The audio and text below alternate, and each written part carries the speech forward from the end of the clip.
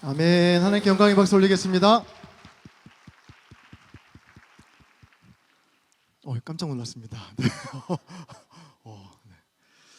하나님께서 우리 샬롬과 합의 그리고 특별히 중국어 예배팀의 찬양을 기쁘게 받으실 줄 믿습니다. 또 무엇보다 우리 모든 공동체의 고백으로 기쁘게 받으신 줄 믿습니다.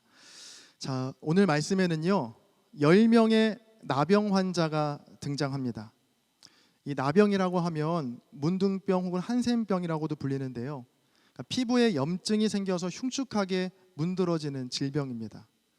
자, 요즘에는 그 질병의 원인과 치료가 잘 밝혀지고 또 어렵지 않게 치료할 수 있지만 예수님 당시에는요 병의 원인이, 모든 병의 원인이 하나님께서 저주를 내리셨기 때문에 라고 생각했거든요. 특히 나병은 보기에도 흉측해서 당시 이스라엘 사회에서 철저하게 격리되고 소외된 질병이었습니다. 자, 그런데 오늘 말씀은 너무나 파격적인 예수님의 행보를 우리에게 보여주고 있죠. 바로 모두가 피하고 싶은 그 나병 환자들로 가득한 그 마을에 예수님께서 직접 찾아가신 겁니다.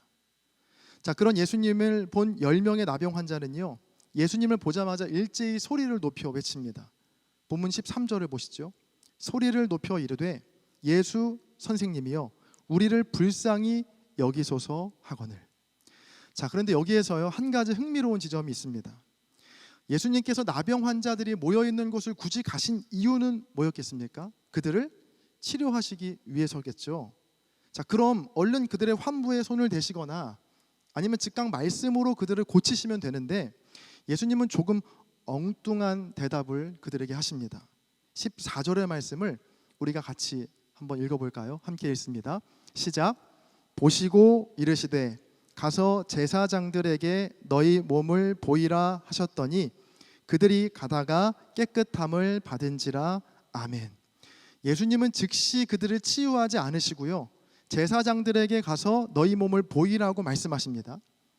그리고 놀랍게도 10명의 나병 환자는 예수님 말씀대로 제사장에게로 가던 중에 깨끗함을 받게 되죠. 자, 이렇게 예수님께서 나병 환자를 치유하시는 방식도 정말 흥미롭지만 이 10명의 나병 환자들이 깨끗함을 받은 뒤에 하는 행동은 더 흥미롭습니다. 자, 여러분이 만약에 이 본문의 나병 환자라고 생각해 보세요. 원인은 알 수 없는 끔찍한 질병에 걸려서 가족들과도 단절된 상태로 지내다가 예수라고 하는 분의 말을 따라서 제사장에게로 가다가 갑자기 나의 질병이 깨끗함을 받게 된 겁니다. 자, 그렇다면 깨끗함을 받은 후에 가장 먼저 찾아가야 할 사람은 누가 되어야 할까요? 예수님이 되어야겠죠. 자, 그런데 놀랍습니다. 이 깨끗함을 받은 10명의 나병 환자 중에 단 몇 명만이? 한 명만이 예수님께로 돌아와 감사와 영광을 돌립니다. 15절과 16절을 보세요. 그 중에 한 사람이 자기가 낳은 것을 보고 큰 소리로 하나님께 영광을 돌리며 돌아와 예수의 발 아래에 엎드려 감사하니 그는 사마리아 사람이라. 자, 전적인 예수님의 도우심으로 깨끗함을 얻게 된 10명의 나병 환자 중에 예수님께로 다시 돌아와 감사를 드린 사람은 단 한 명뿐이었다는 겁니다. 자, 오늘 말씀을 통해서 여러분과 제가 꼭 나누고 싶은 메시지가 있습니다. 그건 감사가 이렇게나 어려운 일이다 라는 겁니다. 자, 오늘 추수감사 주일이죠. 혹시 이 중에 도대체 나는 감사할 것이 없다라고 느끼는 분들 있을 수 있습니다. 그러니까 뭔가 추수감사 주일이어서 찬양도 그렇고 분위기도 그렇고 뭔가 감사를 막 해야 할 것 같은데 또 남들은 감사할 게 참 많아 보이는데 나는 아무리 생각해도 도무지 감사할 일이 없어서 그냥 대충 감사한 척하면서 은은한 미소와 겸손한 태도로 예배를 드리시는 분들 분명히 있으실 겁니다.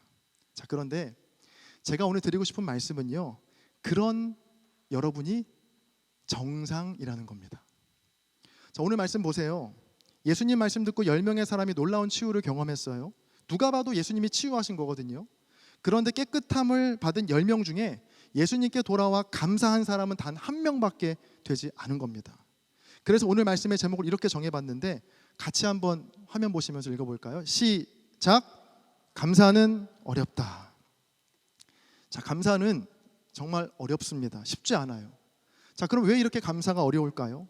오늘 말씀 14절에 보면 감사가 어려운 이유가 나오는데 14절의 말씀을 같이 읽을 텐데 그 색깔이 조금 다른 부분에 조금 더 힘을 주어서 함께 같이 읽어보겠습니다. 함께 보시죠. 시작. 보시고 이르시되 가서 제사장들에게 너희 몸을 보이라 하셨더니 그들이 가다가 깨끗함을 받은지라. 아멘. 자, 10명의 나병 환자 중에 단 한 명만이 예수님께 감사한 이유는 바로 그들이 가다가 깨끗함을 받았기 때문입니다. 자, 생각해 보세요. 만약 예수님께서 나병 환자들이 사는 그 마을에 들어가셔서 바로 즉석에서 그 자리에서 손을 대시거나 말씀을 통해서 그들을 그 즉시 10명의 나병 환자를 치유하셨다라고 생각해 보세요. 10명 중에 몇 명이 감사했을까요? 10명 다 감사했을 겁니다. 너무 당연한 얘기죠. 눈앞에서 즉시 치유를 경험했다면 아마 모든 나병 환자들 100%가 다 주님 앞에 즉각 감사했을 거예요. 그런데 예수님은 그런 방식이 아닌 전혀 다른 방식으로 그들을 치유하시거든요.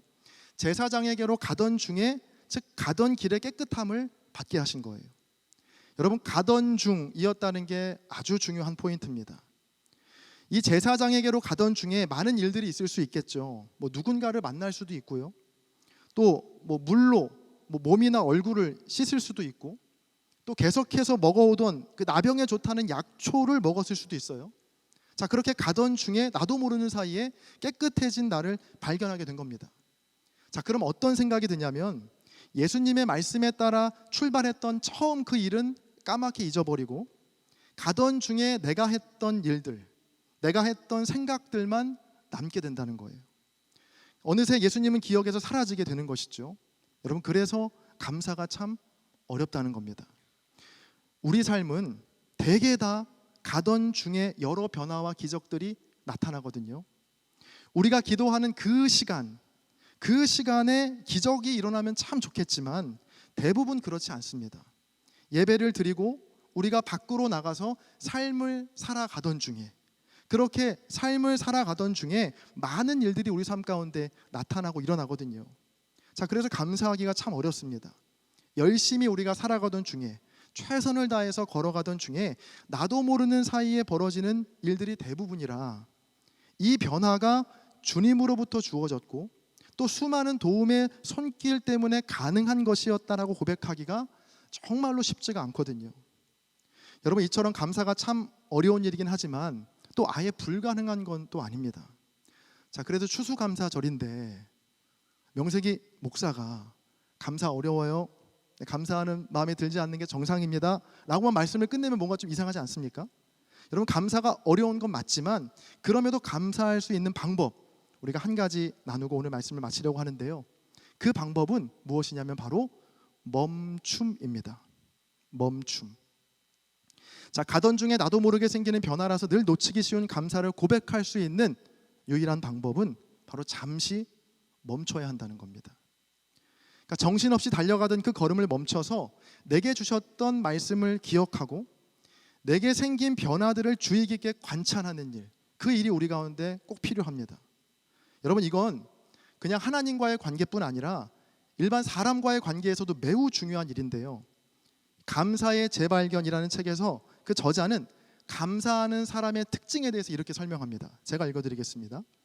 감사하는 사람은 다른 누군가가 날 보살피고 있음을 의식한다. 사실 당신은 지금까지 당신을 도운 촘촘한 인간 그물망 덕분에 지금 위치에 도달할 수 있었다.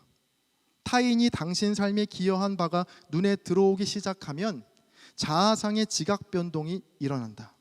자기 가치에 대한 이 새로운 인식이야말로 세상을 바꿀 열쇠다.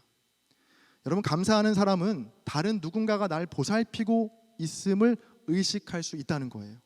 그러니까 나도 모르게 생긴 변화들을 그저 내가 열심히 해서 얻은 결과가 아니라 누군가의 도움으로 또 누군가의 기여 때문에 가능했던 것임을 의식할 때 진정으로 감사할 수 있게 된다는 겁니다. 여러분, 이런 변화는요, 가던 중에는 결코 생길 수 없는 변화고요, 가던 길을 멈추고 나와 주변을 돌아볼 때에만 가능한 변화입니다. 그러니까 저는 이 좀 전에 소개해드린 감사의 재발견에 나오는 글귀를 다시 이렇게 바꿔봤어요. 제가 다시 읽어볼게요. 감사하는 사람은 하나님께서 날 보살피고 계심을 의식한다. 사실 당신은 지금까지 당신을 도운 세밀하고도 촘촘한 하나님의 은혜 덕분에 지금 위치에 도달할 수 있었다. 하나님이 당신 삶에 기여한 바가 눈에 들어오기 시작하면 자아상의 지각 변동이 일어난다. 자기 가치에 대한 이 새로운 인식이야말로 세상을 바꿀 열쇠다. 여러분, 하나님께서 날 보살피고 계셨고 하나님께서 나의 삶에 기여하신 바가 너무나도 놀랍고 크다라는 것을 느끼기 위해서는요, 말씀드렸듯이 잠시 멈춰야 합니다. 우리가 매주일 우리의 일상을 살던 모든 걸음을 멈추고 함께 모여서 예배하는 이유도 마찬가지입니다. 멈추기 위해서죠. 정신없이 가던 길을 멈추고 하나님께서 나에게 하신 말씀들이 무엇인지를 다시 기억하고 붙드는 시간이 바로 이 예배 시간 아닙니까? 여러분, 그래서요, 적어도 일주일에 한 번은 꼭 멈춰야 합니다. 여러 일정 때문에 만약 주일에 예배를 드리지 못한다면 금요 기도회나 아니면 새벽 기도회를 드려서라도 적어도 한 번은 꼭 멈추는 일이 우리 삶에 필요합니다. 자, 물론 영상으로 드리는 예배도 참 귀하죠. 자, 하지만 이 영상 예배를 드릴 때도요, 그냥 일상을 똑같이 살아가면서 옆에 예배를 틀어놓는 수준으로 드려서는 안 되고요, 일상을 멈추고 드려야 한다는 겁니다. 그렇게 멈춰야만 보이고 또 들리고 느껴지는 것들이 있거든요. 우리가 기도를 하는 것도요, 또 성경을 읽는 것도, 우리가 헌금을 드리는 것도, 심지어 속회 모임을 하는 것도 마찬가지입니다. 내 두 팔과 두 발, 그리고 내 생각과 계획으로 가던 길을 멈추고 내가 아닌 하나님과 다른 사람에게 관심을 기울이는 것이거든요. 이 모든 것이 멈추기 위해 하는 일입니다.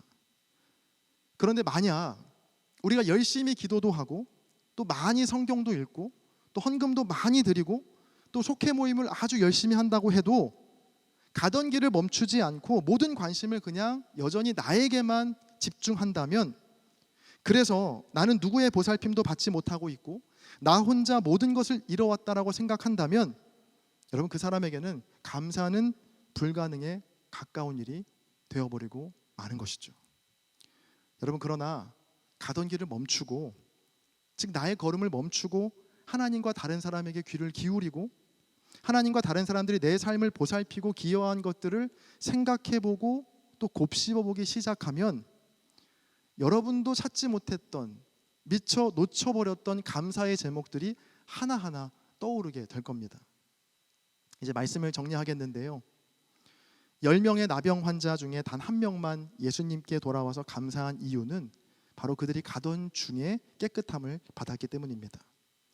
또 10명 중 단 한 명만이 주님께 돌아와 감사했던 것을 보면 알 수 있듯이 감사는 참 어려운 일입니다. 결코 쉽지 않습니다. 자, 그러나 불가능하긴 한 것도 아닙니다. 가던 걸음을 잠시 멈추고 연약하고 부서지기 쉬운 내 인생 가운데 하나님께서 행하신 놀라운 일들을 기억하고 곱씹고 돌아볼 때, 그리고 또 하나님께서 지금 내 곁에 붙여주신 사람들에게 받은 보살핌들을 우리가 의식하기 시작할 때 우리 안에도 감사의 제목들이 하나씩 하나씩 생겨나고 맺혀지게 될 줄로 믿습니다.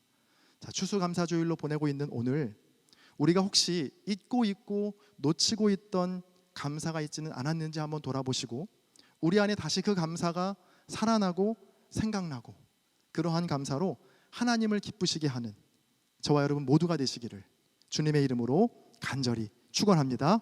아멘. 제가 기도하겠습니다.